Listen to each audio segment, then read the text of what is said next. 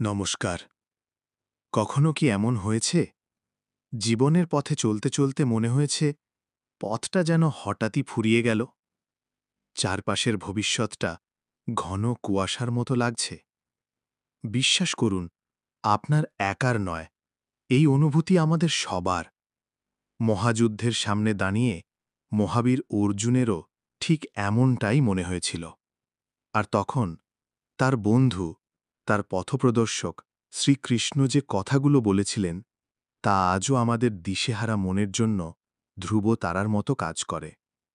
আসুন, আজ সেই স্বর্গীয় জ্ঞানের সাগরে আমরাও একবার ডুব দিই। ভগবান শ্রীকৃষ্ণ এক মিষ্টি হেসে বলেন, পাগল, কেন ফলের কথা ভেবে এত চিন্তা করছ? তোমার হাতে তো রয়েছে শুধু কর্মের অধিকার। ফলের ওপর তোমার কোনো নিয়ন্ত্রণই নেই।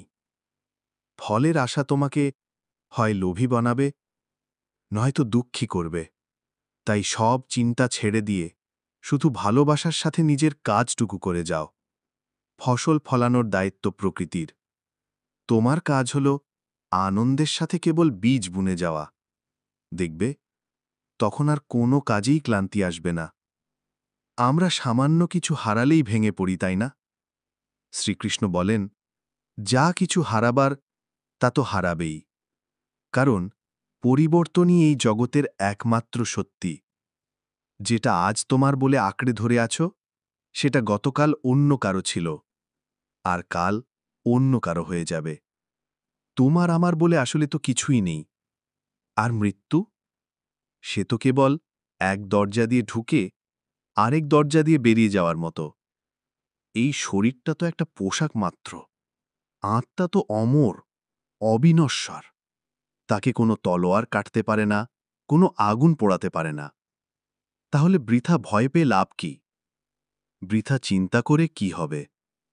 শ্রীকৃষ্ণের এই কথাগুলো কোনো মন্দিরের দেয়ালে বা বইয়ের পাতায় আটকে নেই। এগুলো আপনার আমার প্রতিদিনের জীবনের জন্য। তাই পরের বার যখন মন ভারাক্রান্ত হবে, তখন শুধু নিজের কাজটুকুই মন দিয়ে করুন। হাসি মুখে মেনে নিন যা কিছু ঘটছে, আর ভয়হীন এক শিশির বিন্দুর মতো স্বচ্ছ ও সুন্দর জীবনযাপন করুন।